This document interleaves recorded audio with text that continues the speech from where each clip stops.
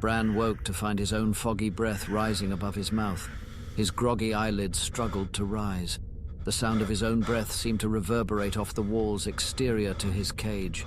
His breath deepened and his heart rate rose as he took in his surroundings. He was in a cage, but it was furnished. A desk, a plush bed, it seemed he was to be taken care of, but still restrained somehow. He attempted to sit up as his ears filled with the noise of chains dragging across the floor of his cell. The constant dripping of condensation revealed to Bran he was likely underground. Bran realized his means of escape were unlikely. He would reach out to communicate what he knew to someone. Anyone, he thought. Bran's eyes went blank as he attempted to reach out to his family. Jon, or maybe Arya, he thought. He was standing alone in an empty, dimly lit room as he saw Arya alone in a ship's cabin. Bran attempted to enter her thoughts as a blinding pain was felt in his ribcage. Arya had risen to her feet and thrust Catspore into his ribcage. The pain was immense and Arya appeared to look directly into his eyes. Bran fell over as his blood spilled onto the floor. He elected to flee from his vision and woke in the same plush bed and heard a subtle laughter from his bedside. These chuckles came from a skinny, bald man who seemed intrigued at his reasons for fleeing his own vision. Not what you expected. The bald man smiled through his blue lips and stained teeth. I imagine you have a million questions. I have been made to provide some answers for them, as my master sees fit. The bald man grinned and patiently waited for Bran's retort. Where am I? And who are you? Bran yelped in a panicked breath. I assisted in your removal from Westeros. Where you are now is not information I am permitted to reveal. The bald man admitted as he temporarily paused before continuing. I am a warlock of Karth. My name is Pyat Pree, and I was ordered to abduct you and return you here. I would advise you not to attempt to flee this place, either physically or mentally. You will be punished severely. The warlock finished, and Bran felt his own panic creep in. We are aware of what you are. You are certainly not the first of your ability. For nearly 10 years I have been collecting artifacts as ordered by my master. You being one of many. Pyat finished as his eyes led Bran's eyes over to the desk inside his cell. The warlock stood and ran his hands gently over a small wooden box placed upon the desk. I am here merely to warn you the pain you suffered will be returned tenfold should your mind attempt to flee this place again. The warlock concluded as he swung the heavy forged iron gate that separated Bran from the rest of the world. Hours passed as Bran was tended to. He was fed and washed by some servants that refused any form of communication. Bran finished his drink and was groggy upon quenching his thirst. Likely milk of the poppy was added to his drink. It was not enough to allow him to sleep, but just enough to dull his senses. The water droplets falling from the cavern's ceilings echoed in his ears.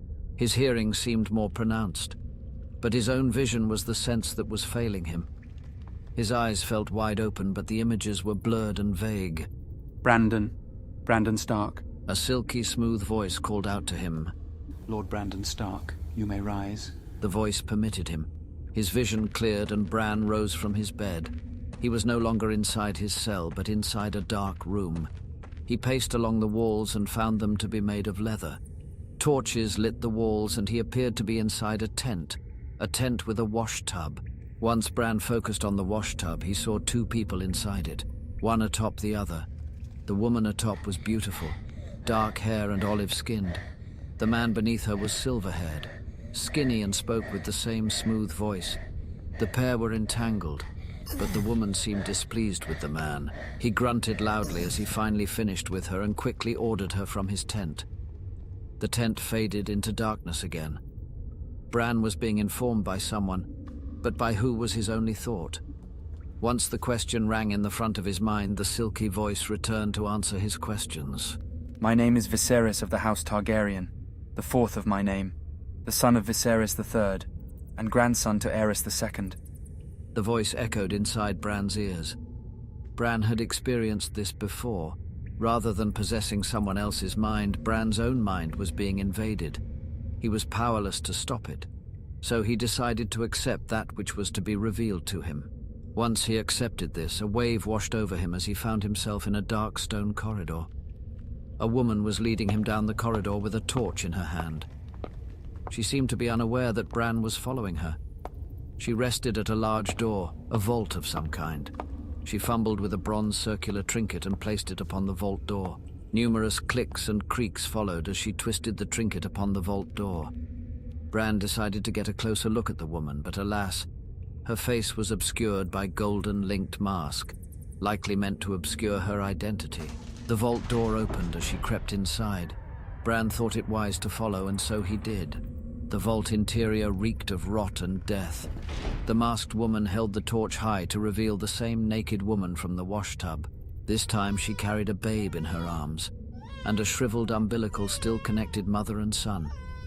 The babe cried, likely being startled by the light. Perhaps this was the first time the child had ever seen light, considering he was born into the darkness. The babe continued to wail, as did its mother. The masked woman searched the rest of the vault and eventually discovered a large dead body. It also was naked, and of much darker complexion. It was covered in maggots, and its flesh was crudely removed and gnawed away to the bone. Bran was starting to piece this puzzle together. The naked mother survived by cannibalism and feasted upon the dead body, likely to keep her newly born son alive. Given the state of the umbilical, Bran theorized the mother gave birth into the darkness and resorted to consuming her cellmate. The babe's cries echoed off the walls and filled Bran's ears as mother and son were led out of the vault. The sun was high in the sky as the golden masked woman led both mother and newly born son to a tall circular tower, a tower with no entry. Eventually, after lapping the base of the stone tower, the masked woman, mother and child disappeared to Bran's surprise.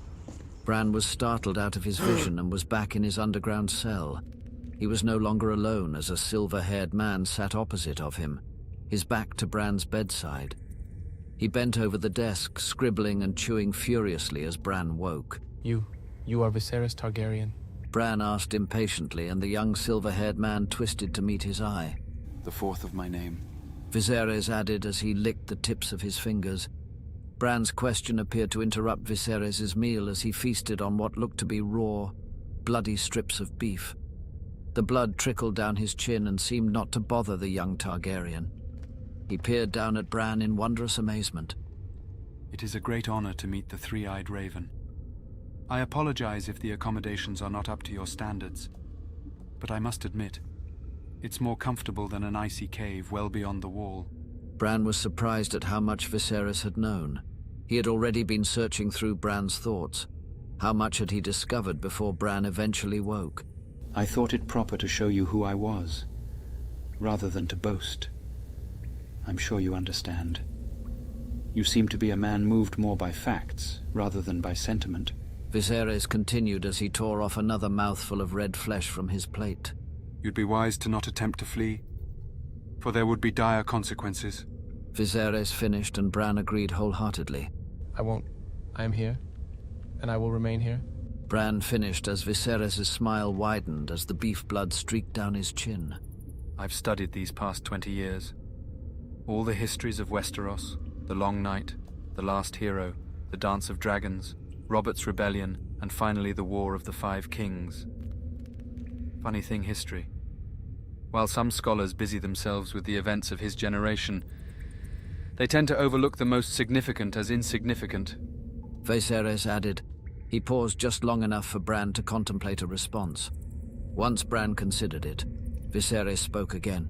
A 10-year-old falling from a tower, a bastard being born in the south, and the exile of a princess.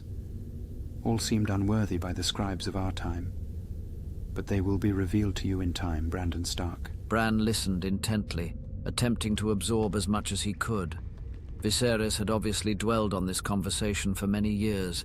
Now that it was presented to him, he could hardly contain himself. But more on that later. Next we shall discuss blood. Blood? Bran responded shockingly to Viserys' delight. Blood is at the root of every significant historical event. I would say for you to see for yourself, but I would rather keep you present at the moment. Viserys continued as he chewed a mouthful of beef. Bran followed Viserys' eyes to the foot of his bed. The chains around his wrist clanged as he pulled the sheets up to his waist.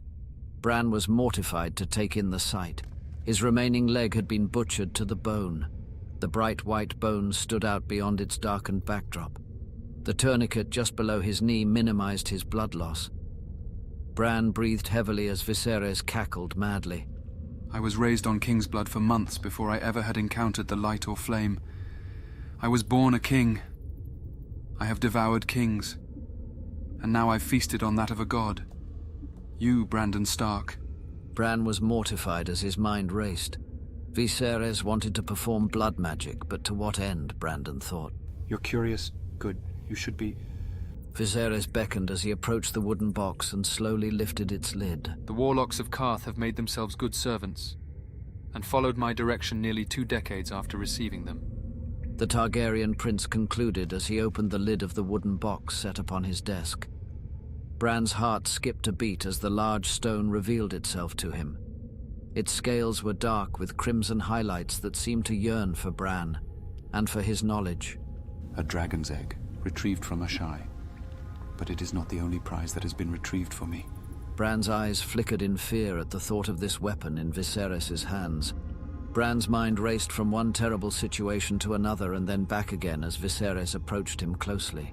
And you will be the one who will show me how to hatch my dragon. You will. Or you'll watch me eat your own beating heart.